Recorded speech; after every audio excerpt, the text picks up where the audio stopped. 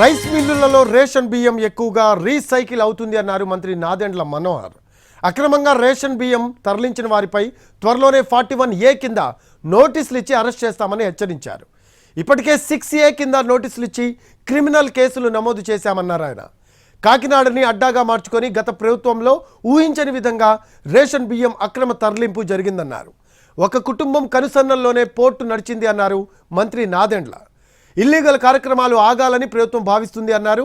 కాకినాడ జిల్లా కలెక్టరేట్లో రైస్ మిల్లర్లతో సమావేశం నిర్వహించారు మంత్రి నాదెండ్ల మనోహర్. 50,000 మెట్రిక్ టన్నులు మేము సీజ్ చేస్తే అందులో 26,000 మెట్రిక్ టన్నులు పీడిఎస్ రైస్గా మేము భావించాం. దానికి కలెక్టర్ గారు 6A కేసెస్ అని ఇనిషియేట్ చేసి ఆ కార్యక్రమం జరుగుతోంది. 6A కేసెసే కాదు, క్రిమినల్ కేసెస్ కూడా బుక్ చేశాం.